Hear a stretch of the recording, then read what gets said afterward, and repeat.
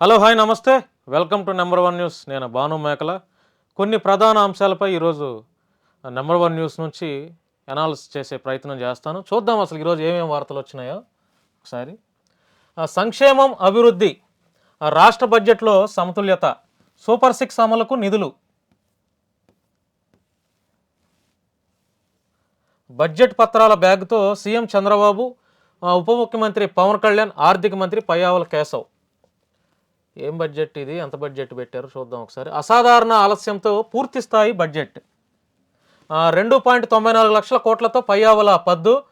ఆదాయం 2.1 లక్షల కోట్లుగా అంచనా. అప్పులు 93,253 కోట్లు అప్పు తేవాల్సిందే. 30,000 కోట్ల గ్రాంట్ వస్తుందని లెక్కలు. బడ్జెట్లో ఆచితూచి అంకెల కూర్పు. ఆదాయం ఆధారంగా పరిమాణం కుదింపు. మరి నిన్నటి నుంచి అసెంబ్లీ శాసనసభ సమావేశాలు ప్రారంభమయ్యాయి. సుమారుగా 11 రోజుల పాటు సమావేశాలు జరుగుతాయి. అయితే ఈరోజు వాయిదా అయితే వేశారు. మరలా రేపటి నుంచి శాసనసభ సమావేశాలు జరుగుతాయి. రాష్ట్ర బడ్జెట్లో సమతుల్యత, సూపర్ సిక్స్ అమలుకు నిధులు అంట. అంటే ఏదైతే ఎన్నికల మేనిఫెస్టోలో సూపర్ సిక్స్ పథకాలు ఏదైతే పెట్టారో ఆ సూపర్ సిక్స్ పథకాల అమలు కోసం నిధులు కేటాయిస్తున్నట్టు ఒక వార్త చూస్తున్నాం. మొత్తం బడ్జెట్ 2,94,427.25 కోట్లు. రెవెన్యూ వ్యయం 2.3 లక్షల కోట్లు. మూలధనం వ్యయం 32,712 కోట్లు. ద్రవ్యలోటు 68,740 కోట్లు. సో అసెంబ్లీలో బడ్జెట్ ప్రవేశపెడుతున్న ఆర్థిక మంత్రి కేశవ్. ఇవి మొత్తం అసెంబ్లీ 11 రోజులు. బీజేపీ వినతి మేరకు తొలి 3 రోజులు సాయంత్రం 5 గంటల వరకు కొనసాగింపు. బడ్జెట్ 5 నెలల పాలనపై చర్చ. పలు బిల్లులు ప్రవేశపెట్టనున్న ప్రభుత్వం. సభ ఎవరి కోసమూ ఆగదు. ఇకపోతే వ్యవసాయ శాఖ మంత్రి అచ్చెన్నాయుడుతో ఒకసారి చూద్దాం. అన్నదాతకు అగ్రతాంబూలం. వాస్తవానికి నిన్న సుమారు గంటన్నర పాటు వ్యవసాయ శాఖ మంత్రి అచ్చెన్నాయుడు రైతుల మీద, రైతు కూలీల మీద, కౌలు రైతుల గురించి, వ్యవసాయానికి సంబంధించినటువంటి శాఖల గురించి మొత్తం సుదీర్ఘంగా సుమారు గంటన్నర పాటు ప్రసంగించారు అచ్చెన్నాయుడు గారు. వ్యవసాయం మరింత పరిపుష్టం. మళ్ళీ పావలా వడ్డీ రుణాలు రైతుల కోసం. సాగు బడ్జెట్ ప్రవేశపెట్టిన మంత్రి అచ్చెన్నాయుడు. వ్యవసాయం యాంత్రీకరణకు 187.68 కోట్లు. చిన్న రైతులకు, సన్నకారు రైతులకు 50% సబ్సిడీపై యంత్రాలు. 2 సీజన్లకు పంటల బీమా. కిసాన్ డ్రోన్లతో నవశకానికి నాంది. రైతులకు, అన్నదాతకు అగ్రతాంబూలం వ్యవసాయ శాఖ మంత్రి అచ్చెన్నాయుడు. ఇకపోతే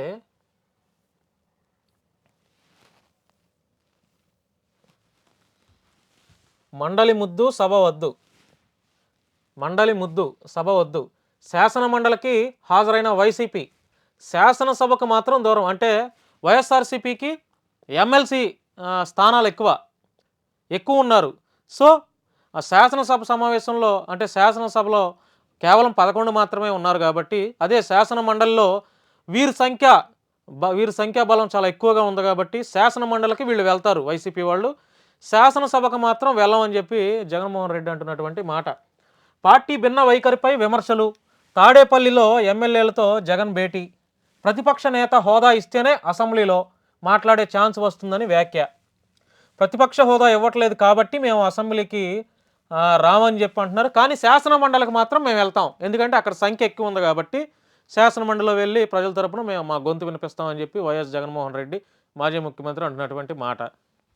శాసనసభకు కూడా మేము వస్తాం, మేము 11 మంది ఉన్నా కూడా శాసనసభకు మేము వస్తాం, కానీ మాకు ప్రతిపక్ష హోదా కావాలి, ప్రతిపక్ష హోదా ఇస్తేనే మేము వస్తాం అనేది వారు అంటున్నటువంటి మాట. ఇకపోతే మీ అందరికీ తెలుసు, సోషల్ మీడియాలో వికృత చేష్టలకు పాల్పడుతున్నటువంటి కొంతమంది వ్యక్తులు సోషల్ మీడియాలో చాలా విపరీతమైనటువంటి ట్రోలింగ్సే కానీ, అసభ్యకరమైనటువంటి పోస్టులే కానీ, ఇంకా చాలామంది వైఎస్ఆర్సీపీ వాళ్ళు అధికారంలో ఉన్నప్పుడు వాళ్ళు పెట్టినటువంటి వికృతమైనటువంటి పోస్టులు, ఏంటి ఆడవారిని కించపరుస్తూ పెట్టినటువంటి పోస్టులు, అసభ్యకరమైనటువంటి పోస్టులు, అసలు సోషల్ మీడియా ప్రభావం ఎక్కువైపోయి చాలా నాన్సెన్స్ అయిపోయిందని చెప్పి ఇప్పుడు ప్రభుత్వం, ఎన్డీఏ కూటమి, ముఖ్యంగా ఉప ముఖ్యమంత్రి, హోమ్ మినిస్టర్ గారు, సీఎం గారు వీళ్ళంతా ఇప్పుడు అంటే ఒక సోషల్ మీడియా మీద ఉక్కుపాదాన్ని మోపే ప్రయత్నాలు అయితే చేస్తున్నారు.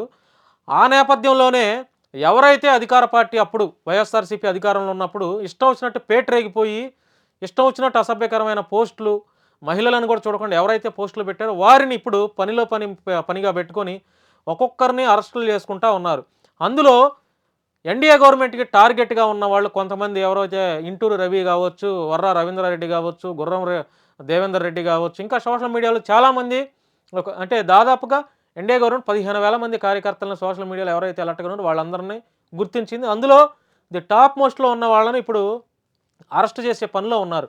ఏదైనా ఎన్డీఏ గవర్నమెంట్ సోషల్ మీడియాలో వికృత చేష్టలకు పాల్పడిన వాళ్ళని అరెస్ట్ చేయటం, వాళ్ళని కట్టడి చేయటంలో 100% సక్సెస్ అవుతారనే నమ్మకం మాకుంది. ఎందుకంటే అది మంచిదే. ఇలా చేస్తే అరెస్టులు చేసి కఠినమైన చర్యలు తీసుకుంటే అయినా సరే అసభ్యకరమైన పోస్టులు ఉండవు సోషల్ మీడియాలో. మహిళల్ని వ్యక్తిగతంగా దూషించి వ్యక్తిగత జీవితంలోకి తొంగి చూసే ఆ రకమైనటువంటి శాడిజం కలిగినటువంటి దుర్బుద్ధి అయితే ఉండదు ఇలాంటి వారి మీద అరెస్ట్ చేయడం వల్ల. అసలు చూద్దాం ఏం జరుగుతుంది. వర్రా రవీంద్రారెడ్డి సోషల్ మీడియాలో వికృత పోస్టులు పెట్టడంలో సిద్ధహస్తుడు. ఇదంతా అతను వ్యక్తిగతంగా చేసింది కాదు, వ్యవస్థీకృతంగా రాష్ట్ర వ్యాప్తంగా విస్తరించింది. ప్రతి జిల్లాకు ఒక గ్రూప్ కన్వీనర్ ఉంటాడు. వీళ్లకు తాడేపల్లి నుంచి దిశానిర్దేశం వస్తుంది. కొన్ని పోస్టులు సొంతంగా పెడతారు, మరికొన్ని పైనుంచి వచ్చే సూచనల మేరకు పెడతారంట డిఐజీ కోయ ప్రవీణ్ గారు. అంటే ఎంత పార్టీ అధిష్టానం నుంచి వచ్చినా కూడా వికృతమైనటువంటి చేష్టలతో వికృత పోస్టులు పెడతారా? అది చంద్రబాబు గారు ఆదేశించినా కూడా వికృతంగా చేష్టలు పెడతారా? లేదంటే మాజీ ముఖ్యమంత్రి జగన్మోహన్ రెడ్డి ఆదేశించినా కూడా వికృతమైన చేష్టలు, ఆడపిల్లల మీద మహిళల మీద వికృతమైన చేష్టలు పోస్టులు పెడతారా? అంటే వాళ్ళు పెట్టమంటారు సరే, మన బుద్ధి ఏమైంది? మనం ఆలోచించాలి కదా. అరే ఒక మహిళని కించపరుస్తూ మాట్లాడుతున్నాం, ఒక మహిళని రోడ్డుపై బజార్లో బట్టలిప్ప తీసి నిలబెట్టేటట్టు మన పోస్టులు పెడుతున్నాం, కాబట్టి మనం కూడా బుర్రతో ఆలోచన చేయాలి కదా అనే ఒక ఆలోచన ఉండదా మనకి? ఉండాలి కదా. వాళ్ళు ఆదేశాలు ఇస్తారు. ఇప్పుడు బలవుతుంది ఎవరు? ఇప్పుడు ఈ వర్రా రవీంద్రారెడ్డిని అరెస్ట్ చేశారు, బలైంది ఎవరు చెప్పండి? అంటే నేనేమంటానంటే విఘ్నతతో మనం కూడా ఆలోచన చేయాలి కదా. ఇప్పుడు జనసేన పార్టీ వాళ్ళు ఉన్నారు, మా ముఖ్యమంత్రి ఉప ముఖ్యమంత్రి మా పవన్ కళ్యాణ్ గారు ఇట్లా చేయండి అని చెప్తాడా? సరే ఒకవేళ చెప్పారే అనుకోండి, మనం ఇష్టం వచ్చినట్టు పోస్టులు పెడతామా? చంద్రబాబు గారు లోకేష్ గారు ఉన్నారు, ఇష్టం వచ్చినట్టు పోస్టులు పెట్టండి అని అంటారా? అనరు. ఒకవేళ పెట్టండి అన్నారు అనుకో, ఆ కార్యకర్తలు ఆలోచించాలి కదా, ఇది తప్పు పోస్టా, ఇది కరెక్ట్ పోస్టా, దీనివల్ల మనం చిక్కుల్లో పడతామా, రాబోయే రోజుల్లో ఇబ్బందులు కలుగుతాయని ఆలోచన చేయాలిగా. ఎందుకు చేయట్లేదు? ఇప్పుడు బలవుతుంది ఎవరు? పార్టీ కార్యకర్తలు. 100% పార్టీ కార్యకర్తలే బలవుతున్నారు. సజ్జల బలవుతున్నాడా? సజ్జల భార్గవ్ని అరెస్ట్ చేస్తున్నారా? చేయట్లేదు కదా. సాదాసీదా మిడిల్ క్లాస్ పార్టీ అభిమానాలతో, పార్టీల మీద అభిమానాలు గౌరవాలతో, భక్తి అనుకోవచ్చు, లేకపోతే ఇంకేదైనా అనుకోవచ్చు, శాడిజం అనుకోవచ్చు, మీరు చేసినటువంటి వికృత చేష్టలకు ఈరోజు బలవుతుంది రాజకీయ పార్టీల కార్యకర్తలు. ఇది ముమ్మాటికి నిజం.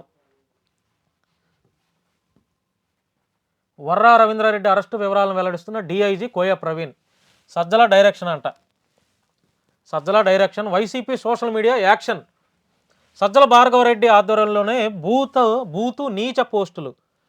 సజ్జల రామకృష్ణారెడ్డి గారు, ఆయన కొడుకు సజ్జల భార్గవరెడ్డి 40 యూట్యూబ్ ఛానళ్ళు, 400 పైగా అకౌంట్లు. అబ్బా, 40 యూట్యూబ్ ఛానల్స్, 400 పైగా అకౌంట్లు. ఇతర వ్యక్తుల ఖాతాల నుంచి వైసీపీ పోస్టులు, డిజిటల్ కార్పొరేషన్ సిబ్బంది సొంతానికి వాడకం, పార్టీ సోషల్ మీడియా ఆఫీసు నుంచే తతంగం. సునీత షర్మిలపై పోస్టులు వెనక అవినాష్ రెడ్డి, ఆయన డిక్టేషన్తోనే పిఏ రాఘవరెడ్డి కంటెంట్ ఇస్తాడు, దానినే వర్రా రవీంద్రారెడ్డి పోస్టు చేశాడు. కర్నూలు డిఐజీ కోయ ప్రవీణ్ గారు వెల్లడిస్తున్నారు. వర్రా రవీంద్రారెడ్డి అరెస్టు, సహకరించిన మరో 2. కడపలో మీడియా ముందు ప్రవేశపెట్టిన పోలీసులు. కడపలో మీడియా ముందు ప్రవేశపెట్టిన పోలీసులు. సజ్జల డైరెక్షన్ అంట మొత్తం.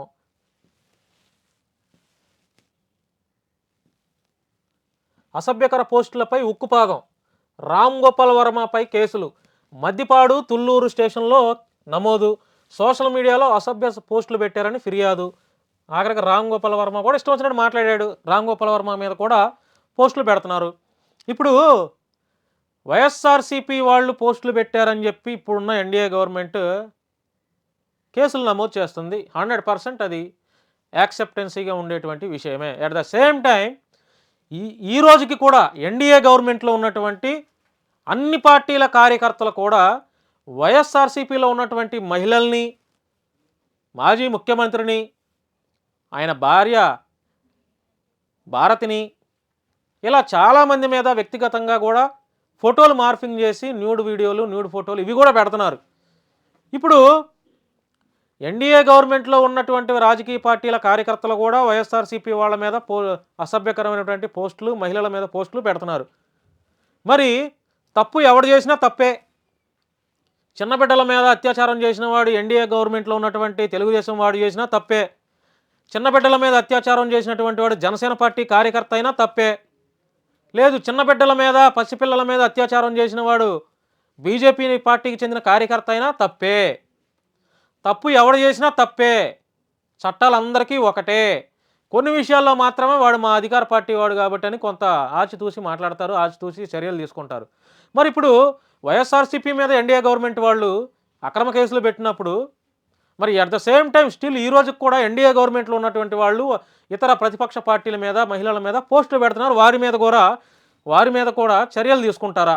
ఇలానే వైఎస్ఆర్సీపీ నాయకుల మీద, కార్యకర్తల మీద పెట్టినటువంటి కేసులు ఎట్లయితే సోషల్ మీడియా అసభ్యకరంగా పెట్టారని కేసులు నమోదు చేశారో, ప్రస్తుతం ఎన్డీఏ గవర్నమెంట్లో ఉన్నటువంటి 3 పార్టీల కార్యకర్తలు కూడా చాలామంది అసభ్యకరమైనటువంటి పోస్టులు పెడుతున్నారు, ట్రోలింగ్స్ చేస్తున్నారు. వారి మీద కూడా చర్యలు తీసుకుంటారా? వారి మీద కూడా కేసులు నమోదు చేస్తారా? అలా చేస్తేనే ప్రజలు కూడా మిమ్మల్ని యాక్సెప్ట్ చేస్తారు. లేదంటే కేవలం వ్యక్తిగతంగా వాళ్ళు వైఎస్ఆర్సీపీ వాళ్ళు కాబట్టి కేసులు పెడుతున్నారనే ఫీలింగ్ వస్తుంది.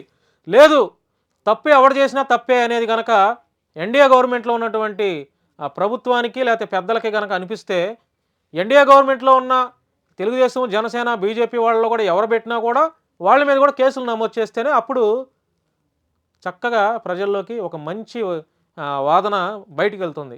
లేదంటే మీరు ఎంతసేపు వీళ్ళు పోస్టులు పెట్టారని చెప్పి మీరు అది చేసినా అది రాజకీయ వ్యక్తిగత కక్ష నేపథ్యంలో అరెస్టులు జరుగుతున్నాయి, కేసులు పెడుతున్నారని మాత్రమే ప్రజల్లోకి బయటికి ఆ టాక్ వస్తుంది. సో డెసిషన్స్ అనేవి మీవే. ఇప్పుడున్న వాళ్ళ మీద కూడా పోస్టులు పెట్టిన వాళ్ళని కూడా అరెస్ట్ చేస్తారా లేకపోతే ఖండిస్తారనేది డెసిషన్ అనేది మీ చేతిలో. ఆల్రెడీ రామ్ గోపాల్ వర్మ మీద కూడా కేసులు. Punch Prabhakar NRI, American NRI punch Prabhakar సహా పలువురిపై రాష్ట్ర వ్యాప్తంగా కేసులు. నారా లోకేష్ని కించపరుస్తూ పోస్టులు పెట్టిన వ్యక్తికి రిమాండ్. వైసీపీ మాజీ మంత్రి కాకానిని 2 గంటలు విచారించిన పోలీసులు. త్వరలో ఇప్పుడు ఇవన్నీ చూస్తుంటే punch Prabhakar NRI punch Prabhakar మీద కూడా కేసులు నమోదు చేశారు, అతను కూడా అరెస్ట్ చేయొచ్చు. రామ్ గోపాల్ వర్మ మీద కూడా కేసులు, అతను కూడా అరెస్ట్ చేసే అవకాశం ఉండొచ్చేమో. ఇప్పటికే తడిసి మోపుడై అంటే శ్రీరెడ్డి ఉంది. శ్రీరెడ్డి మీద కూడా ఇప్పుడు రామ్ గోపాల్ వర్మ మీదే కేసులు పెట్టారు, పంచ్ ప్రభాకర్ లాంటి ఎన్ఆర్ఐ వాళ్ళ మీద కూడా కేసులు పెట్టారు. ఇంక శ్రీరెడ్డి ఒక లెక్క. శ్రీరెడ్డి మీద కూడా కేసులు నమోదు చేస్తారు, శ్రీరెడ్డిని కూడా బయటికి లాగుతారు, ఆమెను కూడా జైలుకి పంపిస్తారన్న భయం కలిగిందేమో. శ్రీరెడ్డి కూడా ఇప్పటికే ఎన్డీఏ గవర్నమెంట్కి బెండ్ అయిపోయింది, తల ఉంచింది, సారీ చెప్పింది, క్షమాపణ కోరింది. మరి శ్రీరెడ్డి విషయంలో ఎలా స్పందిస్తారు పోలీసులు, అధికార పార్టీ వాళ్ళు అనేది చూడాలి. ఎందుకంటే ఆవిడ మాట్లాడినటువంటి మాటలు, ఒక మహిళ అయ్యి ఉండి ఇష్టం వచ్చినటువంటి మాటలు నోటితో కూడా చెప్పలేం. ఒక మగవాళ్ళు నోటితో కూడా ఆ మాటలు అన్నారు. అటువంటి మాటలు మాట్లాడినటువంటి శ్రీరెడ్డి మీద కూడా ఎలాంటి యాక్షన్ ఉంటుందో కూడా మనం చూద్దాం. ఎందుకంటే ఇప్పటికే ఆవిడ తప్పు అయిపోయింది, క్షమాపణ కోరింది. క్షమాపణ కంటే మరొక పెద్ద మార్గం ఇంకోటి ఉండదు. సో శ్రీరెడ్డి మీద కూడా ఎలా ఉంటుందో చూద్దాం ఒకసారి. మరొక వార్త చూస్తే, టీచర్లను వైసీపీ అవమానించింది, బ్రాందీ షాపుల ముందు నిలబెట్టింది, బాత్రూముల ఫోటోలు తీయించింది, మేం వారి గౌరవ ప్రతిష్టలు పెంచుతాం, అన్ని విధాలుగా అండగా ఉంటాం, కూటమి విజయంలో వారి పాత్ర కూడా, రాష్ట్రం నాలెడ్జ్ హబ్ కావాలి, ఒకప్పుడు నేనే జనాభా నియంత్రించాలన్నా ఇప్పుడు జనసంఖ్య పెరగాలి, సీఎం. ఉత్తమ ఉపాధ్యాయుల అవార్డు ప్రధాన దాంట్లో ఆయన మాట్లాడినటువంటి మాట. జాతీయ విద్యా దినోత్సవ కార్యక్రమంలో సీఎం చంద్రబాబు, మంత్రులు లోకేష్, హెల్త్ మినిస్టర్ సత్యకుమార్ గారు. టీచర్లను అప్పుడు వైసీపీ గవర్నమెంట్ హింసించింది, కానీ అదే టీచర్లకు మేము అండగా ఉంటాం, అదే టీచర్లను వైసీపీ అవమానిస్తే మేము అండగా ఉంటాం, వాళ్ళకి ఇవ్వాల్సిన గౌరవం ఇస్తామని చెప్పి ఎన్డీఏ సర్కార్ అంటున్నటువంటి మాట. ఇకపోతే నింగిలో తిరగాల్సినవి నేలపాలు, వాటిపై పెట్టిన కోట్ల డబ్బు బూడిదపాలు, రీసర్వే డ్రోన్లు ఢమాల్, జగన్ జమానాలో 200 కోట్లతో డ్రోన్ల కొనుగోలు, డీల్లో ఎన్నెన్నో అడ్డగోలు పనులు, న్యాయ సమీక్షకు వెళ్లకుండా బిట్లుగా టెండర్లంట, రాజకీయ సలహాదారు అనుచర కంపెనీలకు లబ్ధి, సర్కారుకు చెత్త డ్రోన్లు అంటగట్టిన వైనం. కొన్న 52 డ్రోన్లలో రెక్కలు తెగి పడిపోయినవి 44. బాగు చేయాలంటే కోట్లు కుమ్మరించాల్సిందే. రాగానే రీసర్వేను నిలిపివేసిన కూటమి ప్రభుత్వం.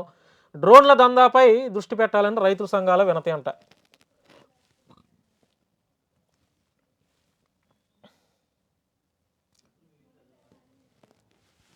ఇంకా చూద్దాం. అమరావతికి లైన్ క్లియర్. 15,000 కోట్ల రుణంలో కీలక ఘట్టం పూర్తి. ఢిల్లీలో త్రైపాక్షిక ఒప్పందం రూపకల్పన. డిసెంబర్లో 3,700 కోట్ల అడ్వాన్స్. Very good. 15,000 కోట్లు కేంద్రం ఏదైతే గ్రాంట్గా ఇస్తానని చెప్పిందో అందులో 3,700 కోట్లు అడ్వాన్స్గా అమరావతి యొక్క డెవలప్మెంట్ కోసం కేంద్రం ఇస్తానని చెప్పి అంటున్నటువంటి మాట. ఇంకా చూద్దాం ఏమేమి వార్తలు వచ్చాయో.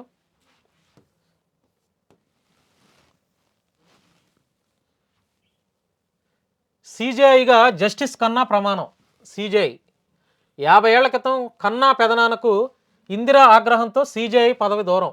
50 ఏళ్ల క్రితం కన్నా పెదనాన్నకు, ఏది ఇప్పుడు ప్రస్తుతం చీఫ్ జస్టిస్ ఆఫ్ ఇండియాకి ఎవరైతే కన్నా ప్రమాణ స్వీకారం చేశారో వాళ్ళ పెదనానికే 50 ఏళ్ల కిందటే అప్పటి ప్రధానమంత్రి ఇందిరాగాంధీ ఆగ్రహంతో సిజేఐ పదవి, అంటే సిజేఐ అంటే chief justice of India, supreme court ప్రధాన న్యాయమూర్తి పదవి దూరం అంట. ప్రస్తుతం ఇప్పుడు జస్టిస్ హెచ్ఆర్ కన్నా ప్రస్తుత సిజేఐ సంజీవ్ ఖన్నాకు పెదనాన్న.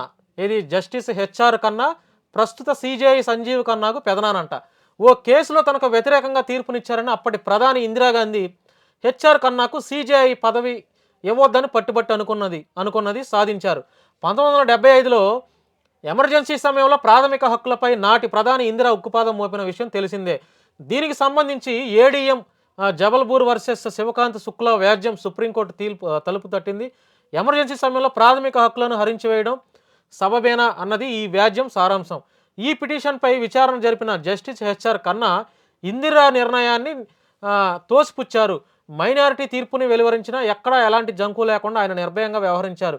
ఇది ఇందిరకు ఆగ్రహం తెప్పించింది. సుప్రీంకోర్టులో అత్యంత సీనియర్గా ఉన్నటువంటి ఆయనకు సిజేఐ పదవిని దూరం చేసింది. అంటే ఇప్పుడు ప్రస్తుత సుప్రీంకోర్టు ప్రధాన న్యాయమూర్తిగా జస్టిస్ కన్నా ప్రమాణ స్వీకారం చేస్తున్నారు. 50 ఏళ్ల కిందటే ఈ కన్నా గారి పెదనాన్నకి అప్పుడే సుప్రీంకోర్టు ప్రధాన న్యాయమూర్తిగా పదవి దక్కాల్సింది, కానీ ఆ పదవి రాలేదు. కేవలం అప్పుడు ప్రధానమంత్రి ఇందిరాగాంధీ ఒక వ్యాజ్యం కేసులో ఇందిరాగాంధీ యొక్క మాటను తోసిపుచ్చారు, ఆమెకు వ్యతిరేకంగా జడ్జిమెంట్ ఇచ్చారని చెప్పి ఇందిరాగాంధీ ఆగ్రహం వ్యక్తం చేస్తే అప్పుడు ఆయనకి ఆ పదవి దక్కలేదు. కానీ ఇప్పుడు 50 ఏళ్ళకి సేమ్ అదే కుటుంబంలో వారికే సుప్రీంకోర్టు ప్రధాన న్యాయమూర్తిగా అవకాశం వచ్చింది.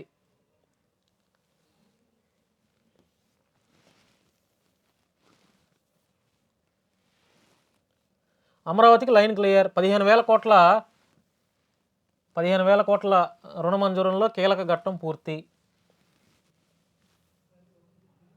రాజధాని అమరావతికి నిధుల రాకకు ముందడుగు పడింది. ప్రపంచ bank, Asian Development Bank ADB కలిసిస్తున్న 15,000 కోట్ల అప్పునకు సంబంధించి త్రైపాక్షిక ఒప్పందాలు సిద్ధమయ్యాయని సిఆర్డీఏ కమిషనర్ కె భాస్కర్ తెలిపారు. సోమవారం ఢిల్లీలో జరిగినటువంటి ఆ త్రైపాక్షిక సమావేశం సజావుగా సాగిందన్నారు. ఏదేమైనా కూడా అమరావతికి 15,000 కోట్ల రుణ మంజూరంలో ఇప్పటికే 3,700 కోట్లు మొదటిగా అడ్వాన్స్ ఇస్తున్నారని చెప్పి మనం ఇందాక ఒక వార్త చూసాం.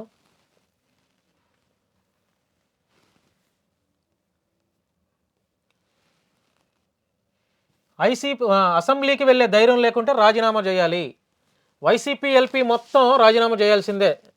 ఆంధ్రప్రదేశ్ కాంగ్రెస్ మహిళా అధ్యక్షురాలు షర్మిల వ్యాఖ్యలు. జగన్ స్వయంకృతాపరాధంతోనే విపక్ష హోదాకు దూరం. షర్మిల అసెంబ్లీకి వెళ్ళే దమ్ము ధైర్యం లేకుంటే వైసీపీ శాసనసభ పక్షం మొత్తం రాజీనామాలు చేయాలి. అప్పుడు ఇంట్లో కాదు ఎక్కడైనా కూర్చొని తాపీగా మాట్లాడుకోండి అంటూ పీసీసీ అధ్యక్షురాలు షర్మిల అన్నారు. సభకు వెళ్లకుండా తాడేపల్లి పార్టీ కేంద్ర కార్యాలయంలో మాక్ అసెంబ్లీ నిర్వహించాలని వైసీపీ నిర్ణయించడంపై సోమవారం ఆమె ఎక్స్లో స్పందించారు. అసెంబ్లీ మీద అలగడానికో మైకిస్తేనే పోతానని మారం చేయడానికో పులివెందుల నియోజకవర్గ ఓటర్లు ఓట్లు వేయలేదు. ఇందులో కూర్చొని సొంత మైకుల్లో మాట్లాడేది కాదు మిమ్మల్ని ఎమ్మెల్యే గెలిపించింది అంటూ ఆవిడ అంటున్నటువంటి మాట ఒక పోస్ట్ ఆవిడ ట్విట్టర్లో పెట్టుకున్నారు. అసెంబ్లీకి వెళ్ళే ధైర్యం లేకపోతే రాజీనామా చేయాల్సిందే. రాజీనామా చేసిన తర్వాత అప్పుడు ఏడైనా కూర్చొని ఎక్కడైనా కూర్చొని మీరు స్పందించవచ్చు, మీటింగ్లు పెట్టుకోవచ్చు అనేది షర్మిల యొక్క ట్వీట్ మొత్తంలో సారాంశం. ఏదేమైనా కూడా షర్మిల జగన్ని ఎక్కడా వదిలిపెట్టట్లేదు, ఖండాలుగా ఖండించేస్తుంది. రాజధానికి రెక్కలు, అమరావతికి ఆర్థిక పునరుజ్జీవం.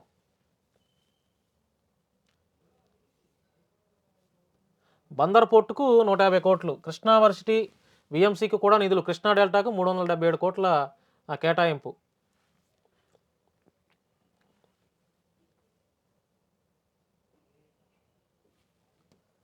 భవానీ మాలలు మాలధారణం, దుర్గామల్లేశ్వర స్వామి దేవస్థాన ఆధ్వర్యంలో భవానీ దీక్షల స్వీకరణ సోమవారం ప్రారంభమైంది. నిన్నటి నుంచి భవానీ దీక్షలు ప్రారంభమయ్యాయి.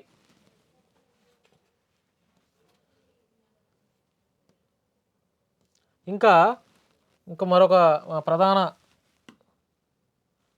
పత్రికలో ఒకసారి చూద్దాం. వైఎస్ఆర్సీపీకి సంబంధించిన పత్రిక ఏమి వేశారో ఒకసారి, అందులో ఎటువంటి కథనాలు వేశారో చూద్దాం.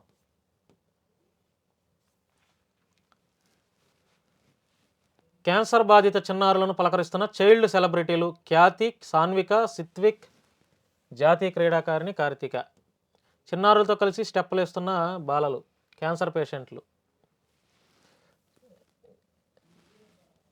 ఆశీస్సులే ఆయువు.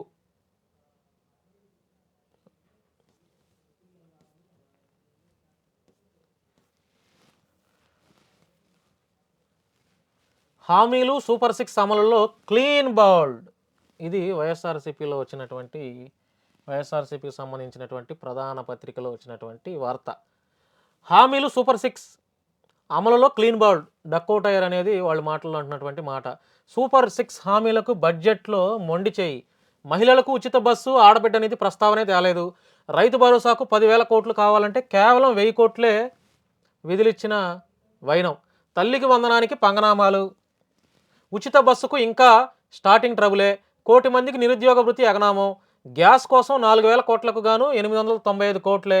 అభివృద్ధి సంక్షేమానికి తిలోదకాలు. Job calendar ఊసేలేదు. స్వయం ఉపాధిపై స్పష్టత లేదు. ఉద్యోగులు, పెన్షనర్లు, మహిళలకు ఇచ్చిన హామీలన్నిటికీ మూటలే. ఆశాభంగం. పేదల గృహ నిర్మాణం మోత మోగించేలా విద్యుత్ ఛార్జీలు మాత్రం. వాస్తవానికి ఎన్నికల మేనిఫెస్టోలో ఏవైతే చెప్పారో సూపర్ 6 హామీల్లో భాగంగా మహిళలకి ఉచిత బస్సు ఇస్తామన్నారు. ఇంతవరకు మహిళలకు ఉచిత బస్సు లేదు. నిరుద్యోగ భృతి ఇస్తానన్నారు, అది కూడా లేదు. గ్యాస్ కోసం 4,000 కోట్ల ఖర్చు అయితే 895 కోట్లే ఖర్చు పెట్టారు ఇప్పటివరకు. 1 కోటి మంది నిరుద్యోగ భృతికి ఎగనామం ఇవ్వట్లా. ఉచిత బస్సు పథకం ఇంకా స్టార్ట్ అవ్వలా. తల్లికి వందనం పేరుతో ఎంతమంది పిల్లలైతే ఉంటారో నీకు 15,000, నీకు 15,000, నీకు 15,000 ఏదైతే అన్నారో ఆ 15,000 ఇంతవరకు అమలు లేదు. ఒక్కళ్ళ కూడా ఇచ్చిన పాపం లేదు. మహిళలకు ఇచ్చిన హామీలన్నింటిలో నీటి మూటలే. కరెంటు ఛార్జీలు పెరిగాయి. వసతి దీవెన ఏప్రిల్లో 11 లక్షల మందికి 1,100 కోట్లు. జగన్ ఉంటే నేరుగా లబ్ధిదారులకు ఇవి అందేవి. ఏవందేవి? వసతి దీవెన ఏప్రిల్లో 11 లక్షల మందికి 1,100 కోట్లు వచ్చాయంట. మత్స్యకార భరోసా మే నెలలో 1.23 లక్షల మందికి 123 కోట్లు ఆయన వచ్చి శాంక్షన్ చేసేవాడు. అమ్మఒడి జూన్ నెలలో 42.61 లక్షల మందికి 6,392 కోట్ల రూపాయలు వచ్చాయి. ఏది ఇప్పుడు జగన్ కనుక ఉండుంటే మేము ఇలా చేసేవాళ్ళం అని చెప్పి వాళ్ళు అంటున్నటువంటి కథనం. పంటల బీమా జూలైలో 10.20 లక్షల మందికి 1,117 కోట్ల రూపాయలు మేము ఇచ్చేవాళ్ళం అని. నేతన్న హస్తం జూలైలో 0.83 లక్షల మందికి 198.45 కోట్లు ఇచ్చేవాళ్ళం. 0 వడ్డీ డ్వాక్రా సంఘాలకు ఆగస్టులో 1.5 కోట్ల మందికి 1,953 కోట్లు మేము ఇచ్చేవాళ్ళం డ్వాక్రా సంఘాల మహిళలకు. 0 వడ్డీ రాయితీ రైతులకు అక్టోబర్లో 6.31 లక్షల మందికి 131.68 కోట్లు మేము ఇచ్చేవాళ్ళం. విద్యా దీవెన 3 త్రైమాసికాల్లో 12 లక్షల మందికి 2,100 కోట్లు మేము ఇచ్చేవాళ్ళం. రైతు భరోసా 2 విడతల్లో 53.58 లక్షల మందికి 6,147 కోట్లు మేము ఇచ్చేవాళ్ళం అని చెప్పి, మేమే కనుక ఉంటే ఇంతమందికి ఇన్ని లబ్ధి చేకూరుతాయి, ఇన్ని పథకాలు మేము చక్కగా ఇచ్చేవాళ్ళం అని చెప్పి జగన్మోహన్ రెడ్డి అంటున్నటువంటి మాట. ఇకపోతే వాలంటీర్ వ్యవస్థకు మంగళం, అన్నదాతకు దుఃఖమే. వాలంటీర్ వ్యవస్థ మేము అధికారంలోకి వస్తే వాలంటీర్కి 10,000 రూపాయలు జీతం ఇస్తానన్నారు. ఇంతవరకు వాలంటీర్లను పట్టించుకున్న నాదుడే లేరు. వాలంటీర్ల ఊసు కూడా గవర్నమెంట్ వాళ్ళు ఎత్తట్లా. సో ఏదేమైనా కూడా ఎన్నికల సమయంలో ఏదైతే ఎన్డీఏ గవర్నమెంట్ మేనిఫెస్టోలో ఏదైతే అమలు పరిచారో, ఏదైతే పొందుపరిచారో సూపర్ 6 పథకాల్లో భాగంగా నిరుద్యోగ భృతి ఇవ్వట్లా, తల్లికి వందనం భృతి ఇవ్వట్లా, రైతులకు రుణాలు ఇవ్వట్లేదు, కరెంటు ఛార్జీలు పెరిగిపోయాయి, మహిళలకు ఉచిత బస్సు ప్రయాణం అన్నారు ఇవ్వట్లా, విద్యా దీవెన, వసతి దీవెన లాంటి పథకాలు అమలు చేయట్లా. ఏదేమైనా కూడా ఎన్నికల మేనిఫెస్టోలో ఇండియా గవర్నమెంట్ వాళ్ళు ఏదైతే చెప్పారో వాటిని ఇంప్లిమెంటేషన్ అయితే ప్రస్తుతానికి జరగట్లా. రాబోయే రోజుల్లో ఏమైనా జరుగుతుందేమో అంటే తెలియదు. ప్రస్తుతానికైతే ఈ 5 నెలల పరిపాలనా కాలంలో వాళ్ళు చెప్పినటువంటి మేనిఫెస్టోలో చెప్పినటువంటి సూపర్ 6 పథకాలు అమలు అవ్వట్లేదు. అమలు అవ్వట్లేదు. అమలు అవ్వట్లేదు. ఇప్పటి నుంచి ఇప్పుడు ఈ అసెంబ్లీ సమావేశాల్లో అయినా సూపర్ 6 పథకాలను మేమైతే చెప్పాం వాటిని ఇప్పటి నుంచైనా ఇంప్లిమెంట్ చేస్తాం. మేము తూచా తప్పకుండా మేము చెప్పిన ప్రకారం మాట మీద నిలబెడతాం. మేము ఇచ్చిన హామీలను ప్రజలకు నెరవేరుస్తాం అనైనా అసెంబ్లీలో మాట్లాడతారా లేదా అనేది చూద్దాం ఏం జరుగుతుందో. ప్రస్తుతానికైతే ఈ రోజుకి ప్రధాన అంశాలను మనం ప్రజలకు తెలియజేసే ప్రయత్నం చేశాం. మరి ఈ వీడియో కనుక నచ్చితే లైక్ చేసి, షేర్ చేసి మీ యొక్క అభిప్రాయాల్ని కామెంట్ రూపంలో తెలియజేస్తారని ఆశిస్తున్నాను. Thank you. చూస్తూనే ఉండండి నెంబర్ 1 న్యూస్. ఇది సామాన్యుడి చేతిలో సామాజిక అస్త్రం. నేను భాను మేకల. ధన్యవాదాలు.